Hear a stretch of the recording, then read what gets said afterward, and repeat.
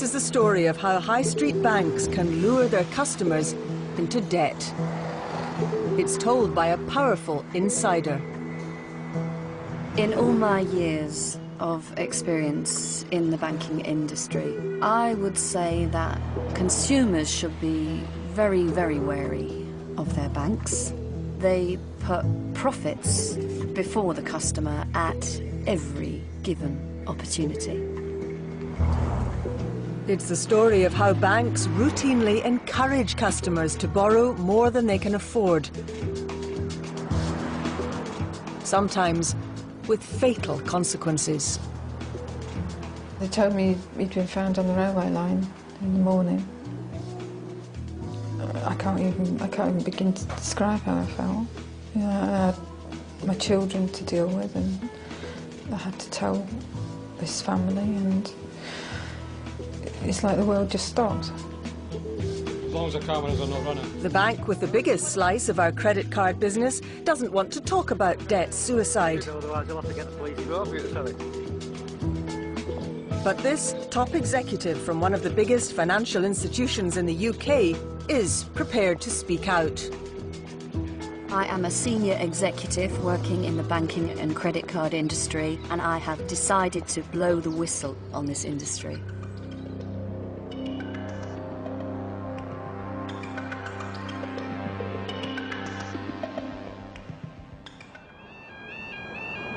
Late at night in January last year, a body lies by a railway line.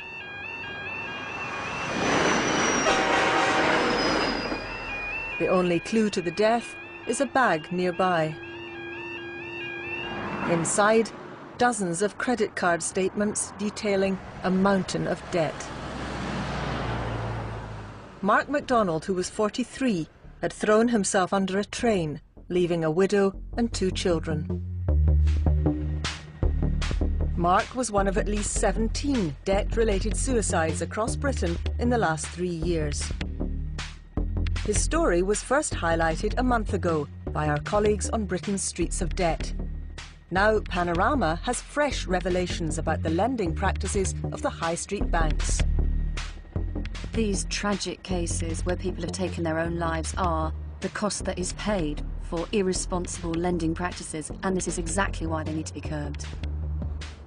These suicides have been an inconvenience to the industry as a whole, and they have exposed the practices that the banking industry have got away with for years and years and years.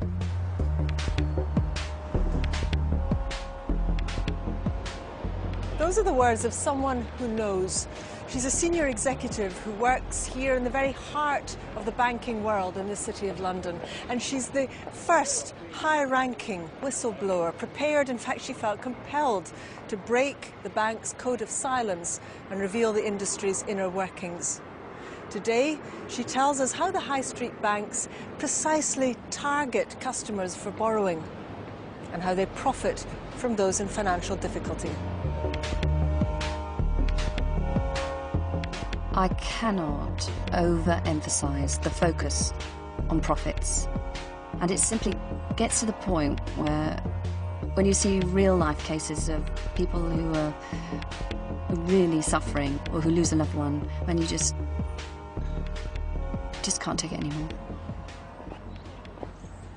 By speaking out, our top banking executive has risked her livelihood and career because she's signed an agreement never to disclose publicly details of the bank's lending strategy. In order to protect her, we've agreed to disguise her, and her words are spoken by an actor. My experience is with the big banks in this country, the high street banks that 80% of us bank with. I don't think any bank wants its internal procedures exposed. Maybe the reason for that is that some of them are quite questionable. The banking industry is a giant machine that pushes borrowing and makes enormous profits. Staff tend not to be paid particularly well. Every branch of any bank and every individual who works in a bank has very ambitious sales targets.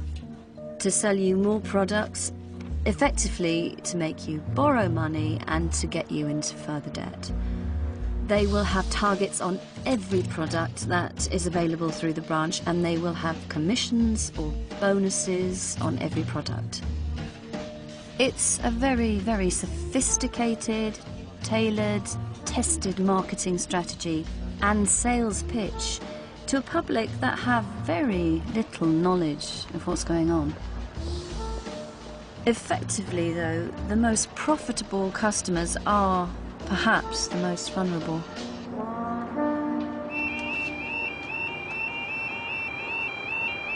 Customers like Mark MacDonald, who stepped in front of that train one night late last January.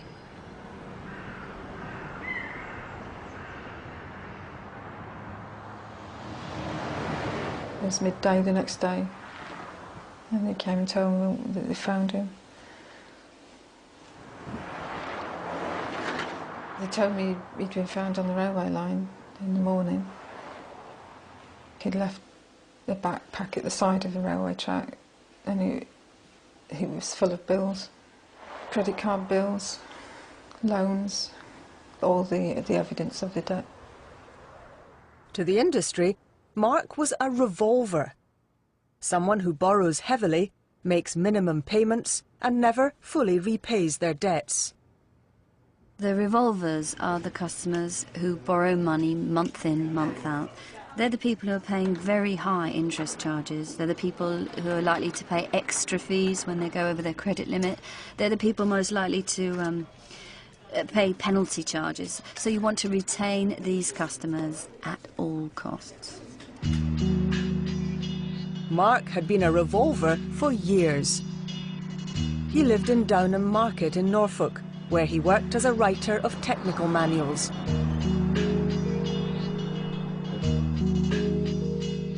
His wife Marion had given up work to have 2 children. The family relied on his income of roughly £26,000 a year, and they struggled. He would occasionally say things like, "We can't afford that this month," and he would say, "You know, I've got the gas bill and the phone bill to pay," and I say, "Okay, well, you know, we'll wait, we'll do that next month." In the space of 10 years, Mark had acquired 8 credit cards, 2 of which were issued by his own bank, the Royal Bank of Scotland, and he owed thousands of pounds on them. He survived by just paying the minimum charge each month. People who have traditionally made the minimum payments, people who are heavy borrowers, people whose repayments are not even covering the interest, never mind the capital that is outstanding on the card. They are the ideal credit card customer. That is the perfect customer, the ones that makes you the most profit. And let's face it, it's an industry that focuses on profit. RBS knew exactly what Mark's income was. It knew he was making only minimum repayments on the money he owed. Yet his credit limits on both cards were increased several times. One was upgraded to Platinum, which eventually had a credit limit of over £12,000. In the last 12 months of Mark's life, the bank made over £3,000 in interest and charges on the 2 cards. He considered credit cards to have a status, always had a, you know, the fact that he could have a card with his name on it. And I think the idea of paying for something with a platinum card seemed to say to him that he was respected and the bank respected him. The platinum card says you've got a lot of prestige and a lot of money, and it wasn't true. It was just like a sham, really. It is generally felt that in the industry, by increasing the customer's credit limit, by upgrading their card to gold or platinum, you are increasing customer loyalty and hitting those marketing targets of retaining profitable customers. Marion only discovered how much Mark owed after his death. He just said he'd got into debt with credit cards. I mean, I knew he had credit cards, so I presumed that was it. It's only looking through finance now that I found out that he also had overdrafts and loans with the bank and loan companies. Despite his £26,000 income, RBS lent Mark huge sums. It allowed him to build up a £6,000 overdraft. The bank lent him £15,000 to pay off his other lenders' credit card debts. It let him remortgage his and Marion's home to the tune of £80,000. And it didn't end there. By the time he took his own life, Mark owed his bank almost £120,000. I can remember when I was quite a bit younger and I wanted to buy my first car. I had to sit in front of my bank manager and explain exactly how much the car was going to cost, how much I could afford, what my other outgoings were. But I think now, because it's offered, I think people somehow think if they're offered that amount of money, therefore they can afford it. We showed the whistleblower Mark's financial records. There were a number of warning signs from a relatively early stage that the bank should have picked up on. Here was a man on a very modest income. He was roughly earning £26,000 a year. He was lent his annual take-home pay just on credit cards, on 2 credit cards. He was making minimum payments on the cards for years. He wrote credit card checks from one of his RBS cards on a regular basis at exorbitant rates of interest and deposited them into his RBS bank account. The fact that he was overdrawn on his bank account, there are so many things the bank should have picked up on. There is no possible justification for the bank not to have understood that there were serious difficulties in this man's financial position. In my opinion, the bank was grossly irresponsible. The Royal Bank of Scotland knew exactly what his bank details were. They knew how much he earned, they knew what he was paying out every month. They knew the sort of balance in his account. I can't understand why they would just keep letting him have more and more money. The banks are basically neglecting their duty of care. They're putting profits before human life, almost. In circumstances like Mark McDonald's, where there has been clear, irresponsible lending, in my opinion, there should be laws introduced where banks can be prosecuted. This is how serious I believe this is. In a statement last month, the Royal Bank of Scotland said, "Throughout Mr. McDonald's time with RBS, we dealt with him in a responsive and professional manner. He had a regular dialogue with his personal banking manager, and the lending decisions on his account were consistently based on strict lending criteria. Mr. McDonald managed his current account and maintained regular payments to both of his credit card accounts. He did not exceed his credit limit." The bank's records show that at no time did Mr. McDonald make contact with the bank to inform us that he was in financial difficulty. that statement is seriously misleading.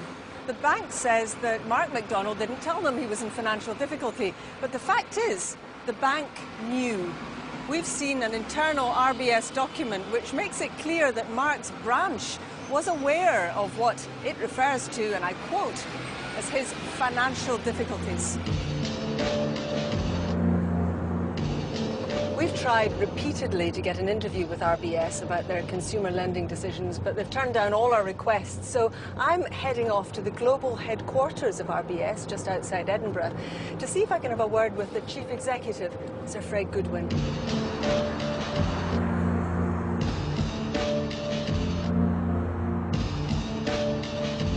With profits for 2005 of £8 billion and a gleaming modern headquarters, RBS are certainly in no financial difficulty. Come on, get out. Hi there. So sorry to bother you. I'm from BBC Panorama. We're hoping to have a word with Chief Executive Sir Fred Goodwin. What, is it just a spec or do you expect it? What do you want me to do just now then, over? The high street banks are constantly adjusting their financial strategy and launching new lending products. It's a fiercely competitive market, servicing a UK debt burden currently running at over £1 trillion. Is that sound off? Excuse me, is that camera sound off? Otherwise you'll have to get the police in. Sorry. The marketing department is the engine of the business, and it will have a whole series of targets. It will have targets to attract new customers, which are extremely ambitious, and then you have very aggressive targets to maximise profits on existing customers. Monthly sales targets and meetings are what the marketing department lives for. Credit cards are banks' biggest and most profitable consumer lending product, especially when we can be persuaded to increase our spending and to carry debt over from month to month.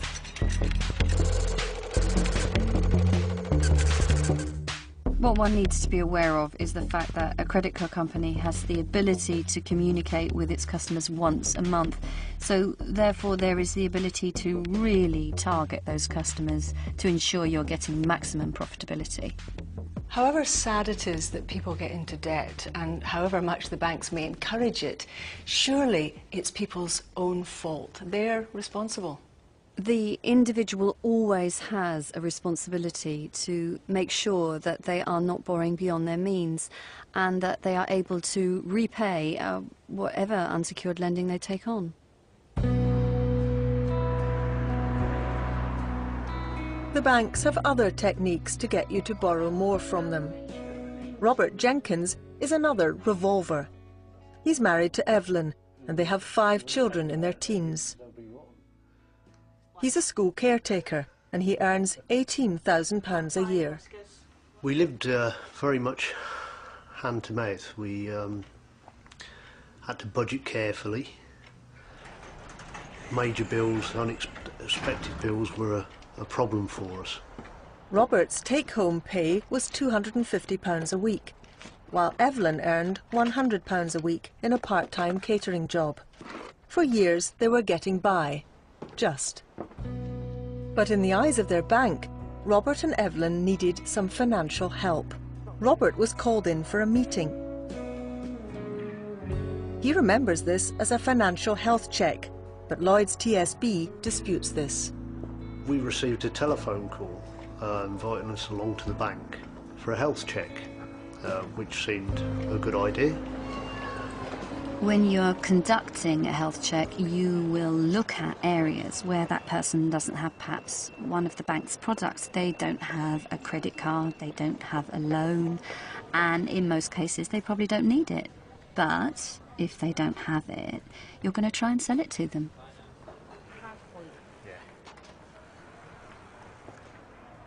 Robert and Evelyn left the bank happy. They had a restructured mortgage deal, and within a few months, Robert had a platinum card with a £6,000 credit limit. It was a good feeling to know that you'd got this sort of period of austerity behind you. Your finances were on track, and they were so on track that you were creditworthy, not just for a few £100s, but for a few £1,000s. And that made me feel very good.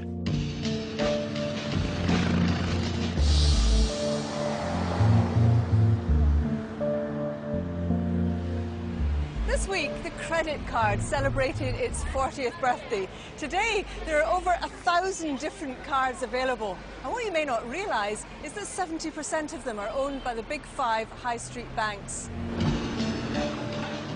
At any one time, a single credit card will have up to 100 different interest rates for purchases, introductory offers and cash.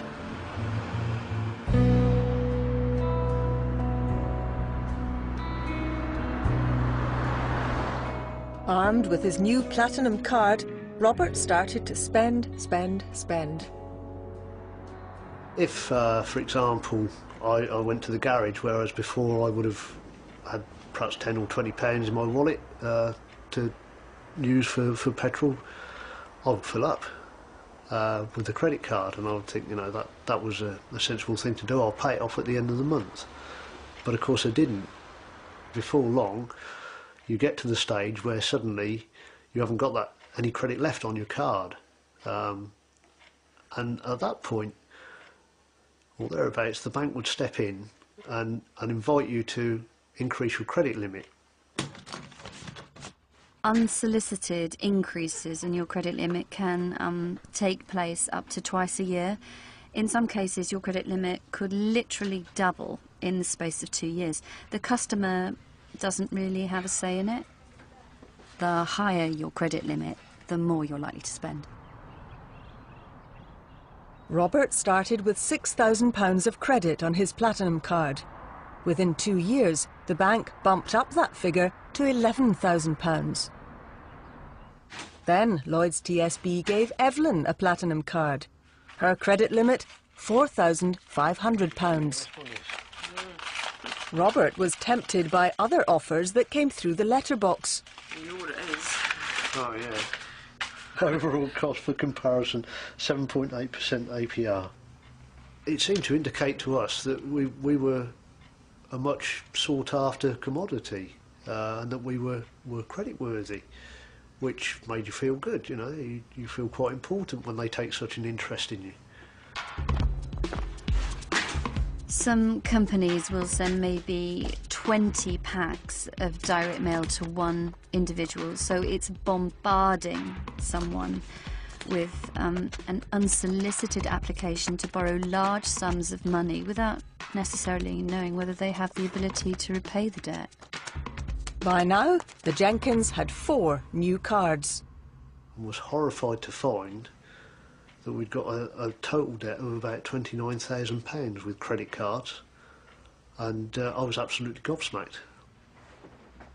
It had taken less than 3 years for the Jenkins family to reach a debt crisis.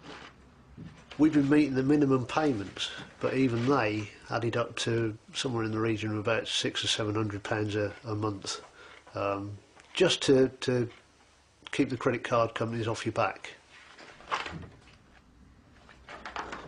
It was almost half of my monthly income was being used to service the credit card debts.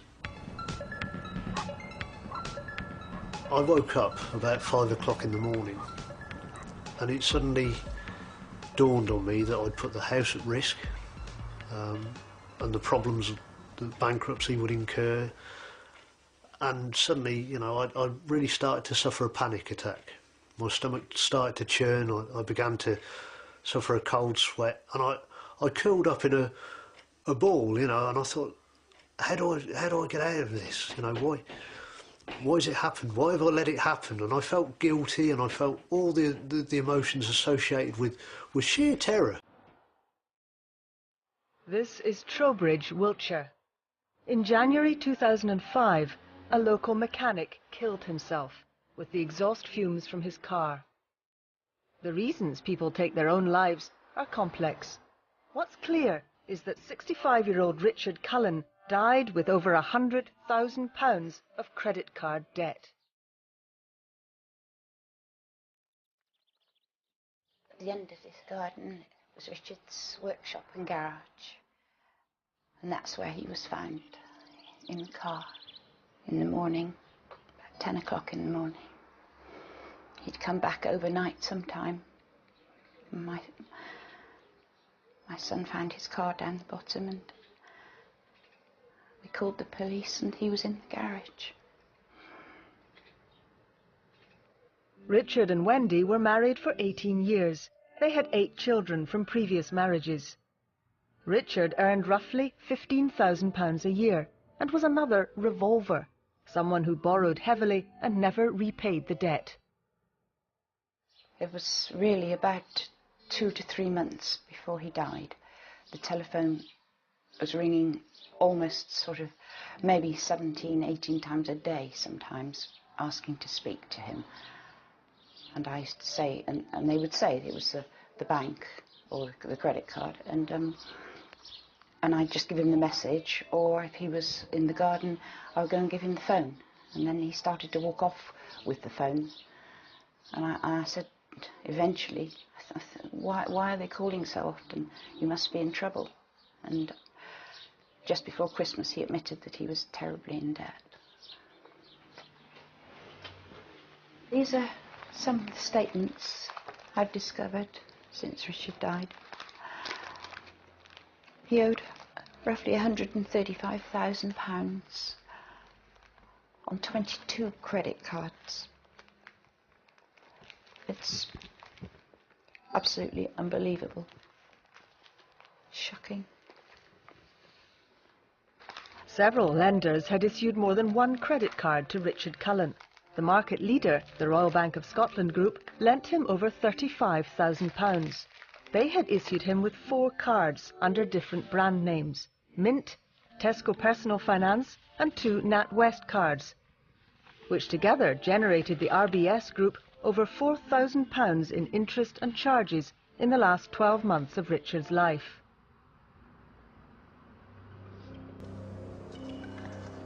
We took the statements to the whistleblower. This is one of the worst cases of irresponsible lending that I have ever seen. Customers like Richard Cullen, they are the ideal customer. They hold multiple brands with one institution. In this case, credit cards are pushed all the way to the limit. Throughout his whole payment history, he's only making minimum repayments.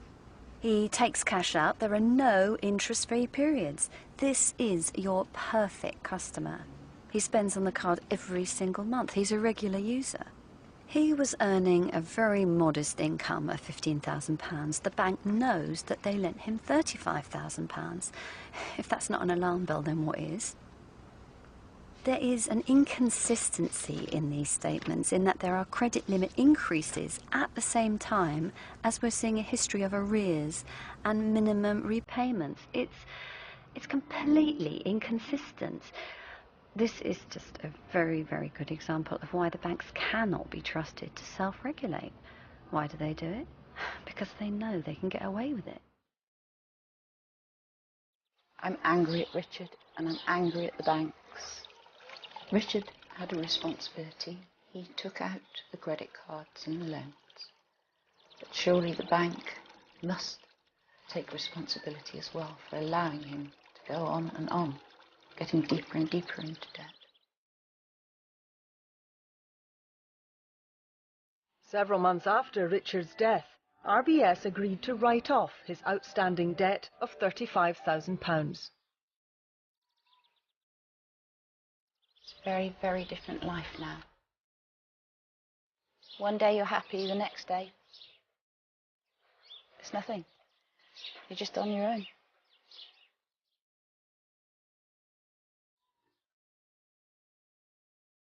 RBS told Panorama they were not aware that Mr. Cullen had a serious debt problem and hadn't made any errors in handling him or his accounts. We took our evidence to the man responsible for policing the banking code of practice. Hello. Hi. Mr. Fortescue, let me show you these. 5th of November 2004, Richard Cullen is being chased for arrears on his Mint card, which is operated by the Royal Bank of Scotland. 2 weeks later, his credit limit has been increased on his Tesco Personal Finance card to £7,700. Tesco Personal Finance card, also run by the Royal Bank of Scotland. The letters have been sent from the same address, the same PO box even. Isn't that a clear violation of the banking code? Well, I find it extraordinary that this has happened. I think it's a case of the right hand not knowing what the left hand is doing. There's no excuse for that. But it was clearly very strange indeed for them to be increasing his card limit on the one side and the other side trying to ask for their money back. This is within one bank. This is inexcusable, surely. I agree. I think this is wrong. I will investigate to see whether there's been a breach of the banking code. We will need Mrs. Cullen's authority to do that, but I will gladly do that.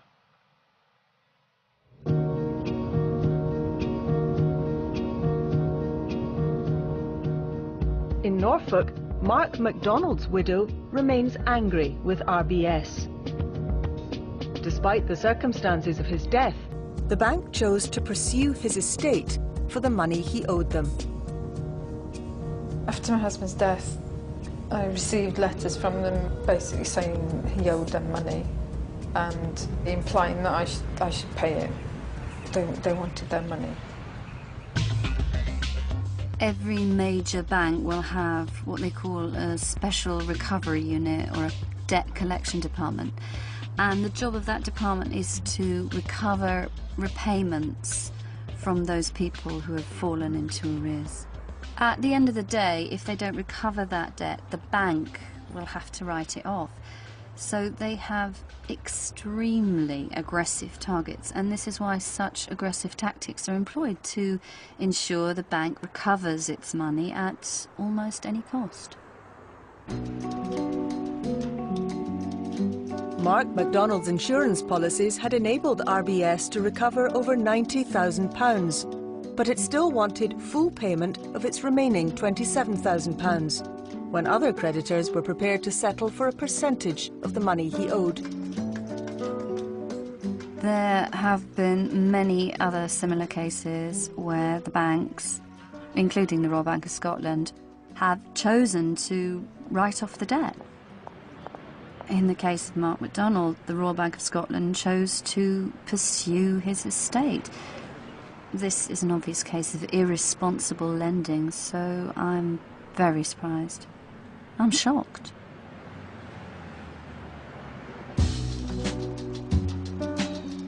It was a slow process. A year after Mark's death, the bank still wouldn't agree to a compromise settlement. It's still a millstone around my neck, basically. If I have to pay it, I have to pay it, but I just want it to be gone. And it's not. I'm constantly having to be brought back to the situation.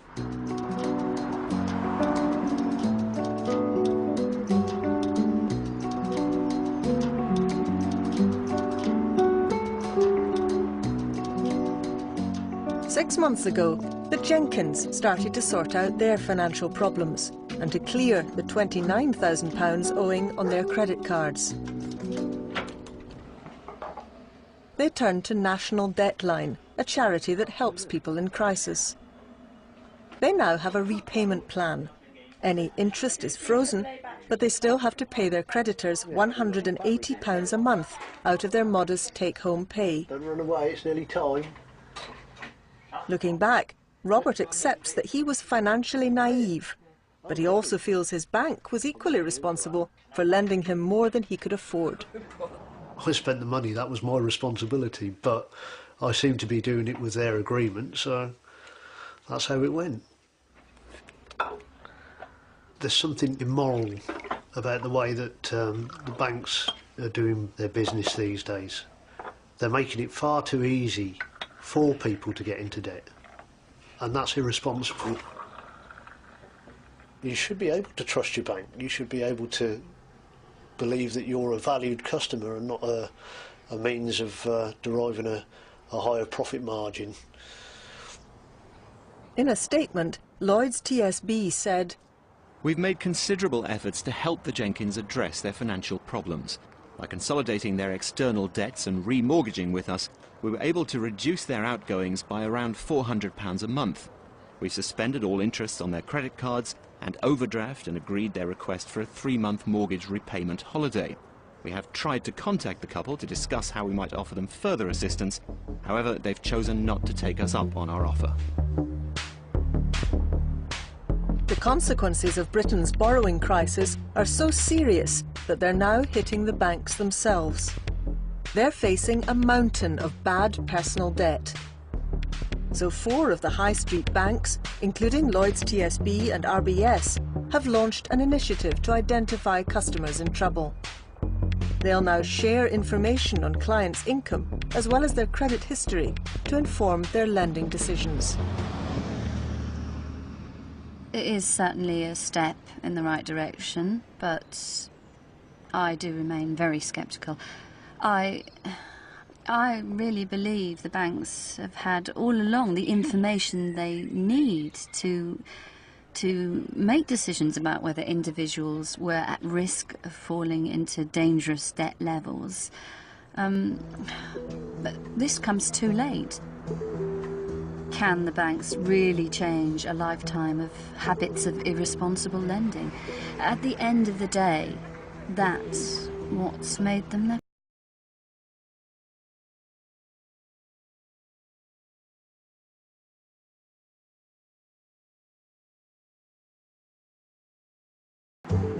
So I'm going shopping for some shoes.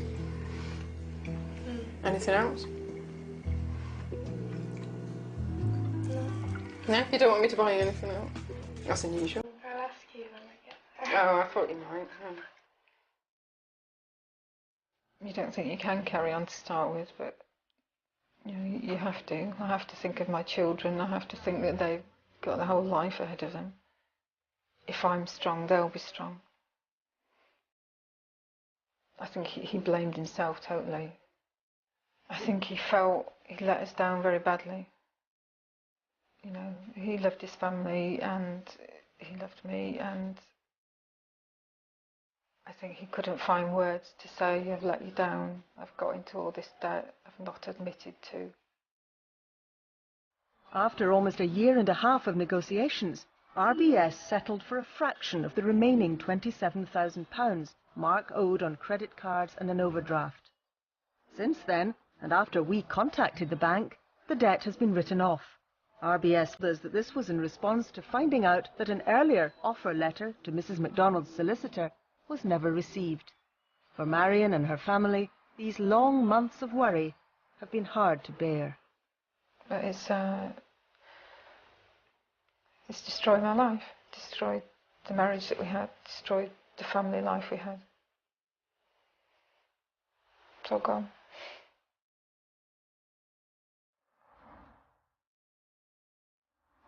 Right. Yeah. But then I want you to follow them right here. So Fred isn't actually here. There's nothing we can do about that. If you want to have an interview with somebody, we just try to do it. But what we would appreciate is if you tilt the cameras to the ground.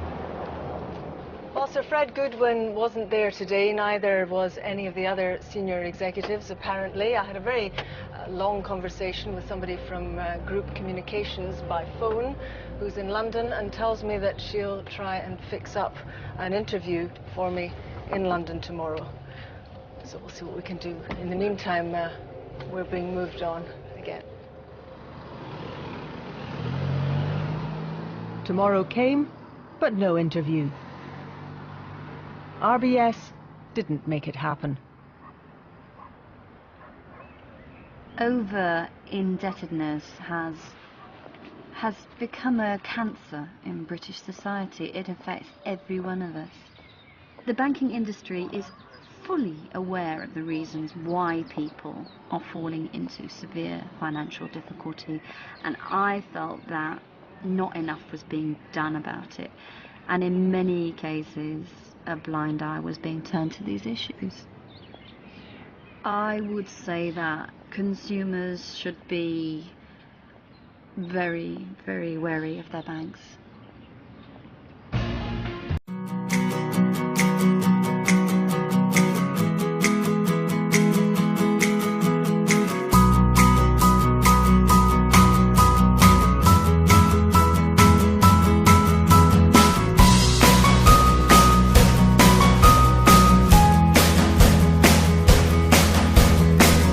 Colleagues on Britain's streets of debt.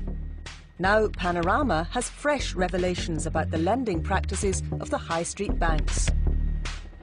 These tragic cases where people have taken their own lives are the cost that is paid for irresponsible lending practices, and this is exactly why they need to be curbed.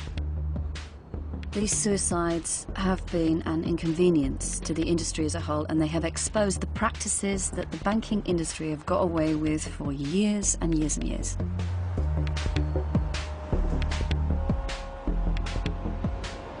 Those are the words of someone who knows. She's a senior executive who works here in the very heart of the banking world in the City of London. And she's the first high-ranking whistleblower, prepared, in fact, she felt compelled to break the bank's code of silence and reveal the industry's inner workings. Today, she tells us how the high street banks precisely target customers for borrowing and how they profit from those in financial difficulty. I cannot overemphasize the focus on profits. And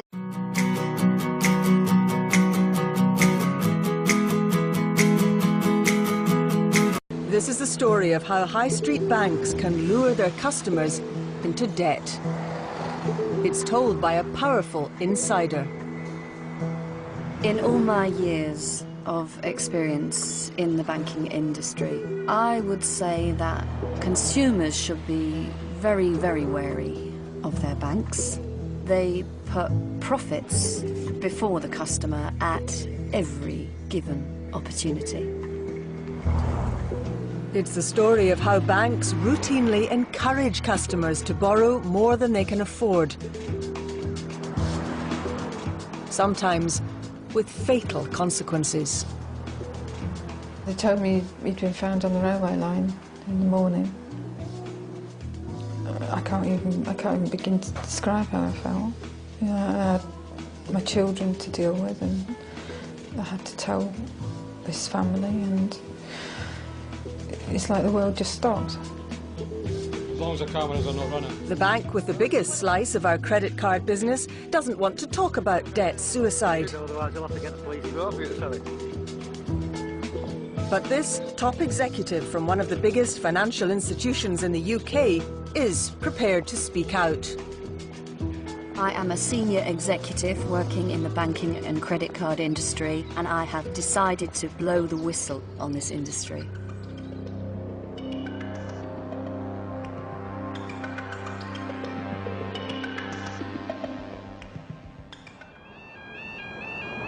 Late at night in January last year, a body lies by a railway line.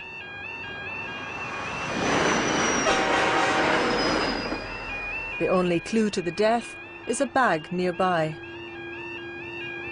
Inside, dozens of credit card statements detailing a mountain of debt. Mark MacDonald, who was 43, had thrown himself under a train, leaving a widow and 2 children. Mark was one of at least 17 debt-related suicides across Britain in the last 3 years. His story was first highlighted a month ago. It simply gets to the point where, when you see real-life cases of people who are really suffering or who lose a loved one, when you just can't take it anymore. By speaking out, our top banking executive has risked her livelihood and career because she's signed an agreement never to disclose publicly details of the bank's lending strategy. In order to protect her, we've agreed to disguise her, and her words are spoken by an actor. My experience is with the big banks in this country, the high street banks that 80% of us bank with. I don't think any bank wants its internal procedures exposed. Maybe the reason for that is that some of them are quite questionable. The banking industry is a giant machine that pushes borrowing and makes enormous profits. Staff tend not to be paid particularly well. Every branch of any bank and every individual who works in a bank has very ambitious sales targets to sell you more products, effectively to make you borrow money and to get you into further debt. They will have targets on every product that is available through the branch, and they will have commissions or bonuses on every product. It's a very, very sophisticated, tailored, tested marketing strategy and sales pitch to a public that have very little knowledge of what's going on. Effectively, though, the most profitable customers are perhaps the most vulnerable.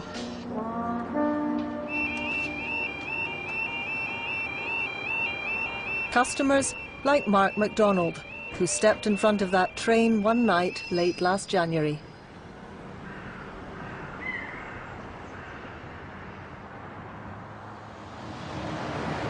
It was midday the next day, and they came and told me that they found him. They told me he'd been found on the railway line in the morning.